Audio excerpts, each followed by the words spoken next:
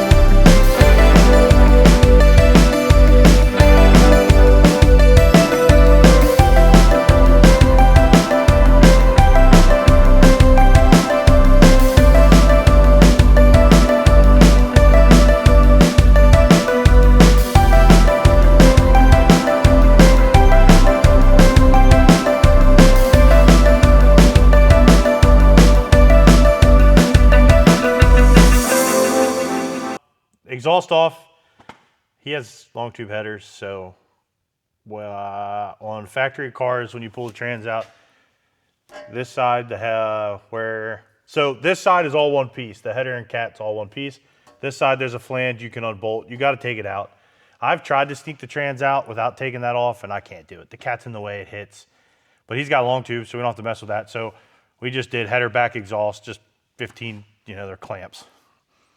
So not really that much of a deal. I took the oxygen sensors out so they're not sticking out. So when we pull the tranny out, I don't have to worry about cutting the wires off and getting angry because I broke his O2 sensor.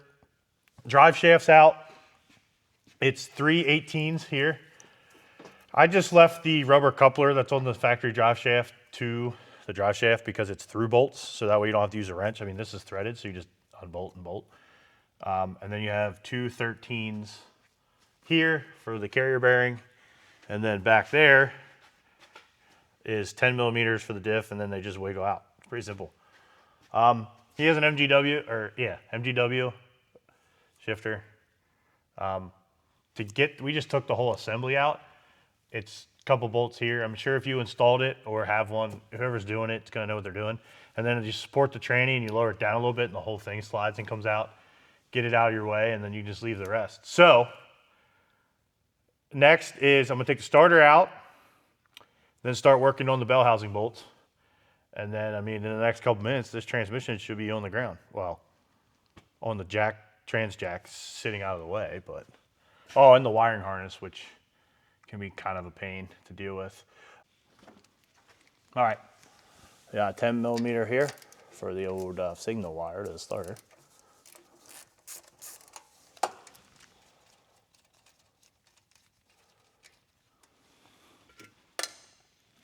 That off. Let's do the 13.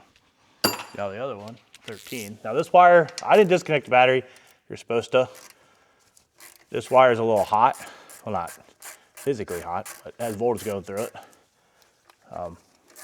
So when I take it off, where I put it, I gotta be careful. So you don't wanna make it touch metal, because if you do, it gets angry.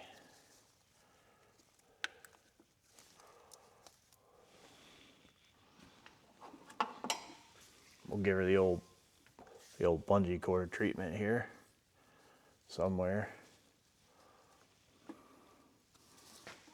Yeah, that looks good. Now to get to these starters, a little tricky. It's 10s. These two are kind of easy, but that upper one could be a big pain to do. You just gotta know what swivels you need.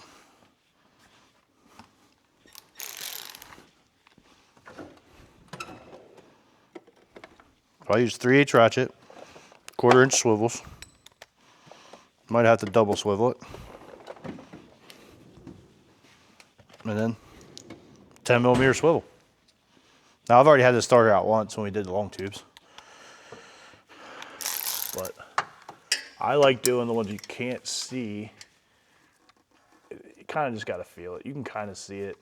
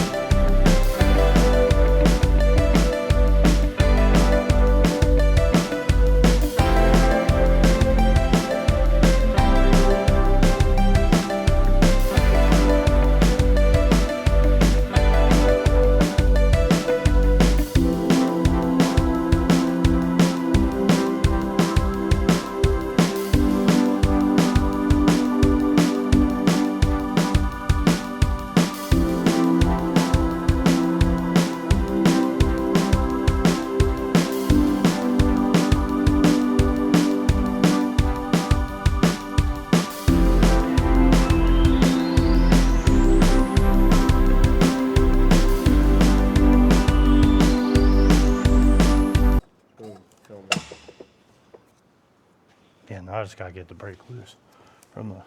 That'd be a good girl. I think I'm gonna go with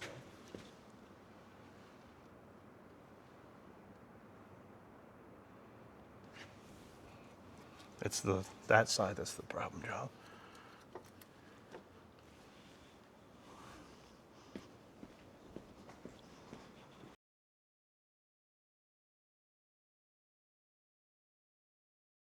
You can see there's no trans here anymore.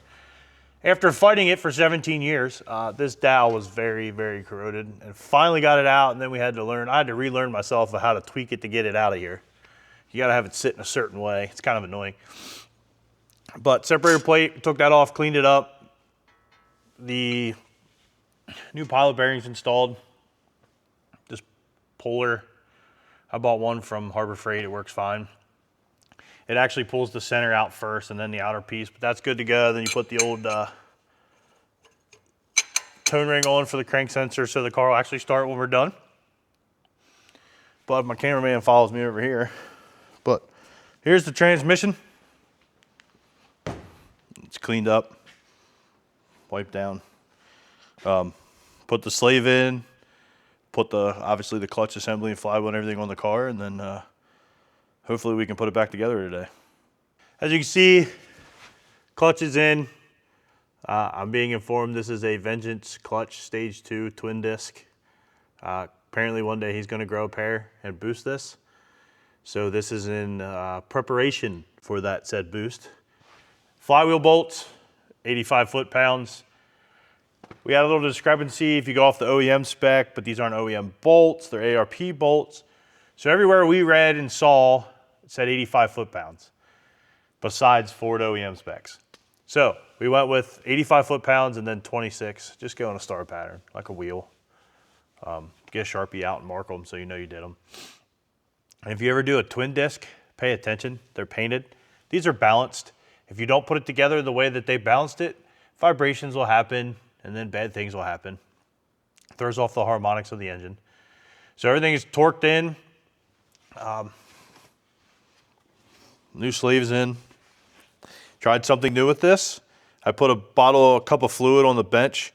I pushed this down and sucked fluid in and out of a bunch of times. I've never done it that way. Usually I just fill it and pump it in the car with my foot and then I get tired. So we're trying something new. But now we're supposed to put this car back together and get it running and driving so he can go home. Well, as you can see by his car being very moist, it's done. Small snags along the way. We learned that if you route, he bought the Stita stainless clutch line that makes it all one piece and it's stainless steel. If you route it like the factory one through the little bracket under the ABS module, it's not long enough to click, so we had to redo that. Then also, he went from a single factory disc to twin disc. He drove it. Crank relearn. You gotta do a crank relearn. And thankfully my Snap-on scanner was updated enough. I only thought it was updated till 2015. This car is a 17.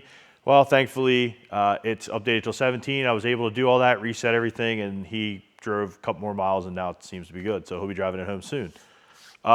Next video, street car again. I bought some goodies to put new wheels and tires on it and then hopefully leave it alone for a little while and get on the track car.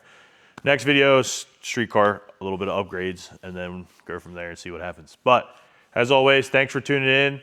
Please like and subscribe. I'll see you guys later.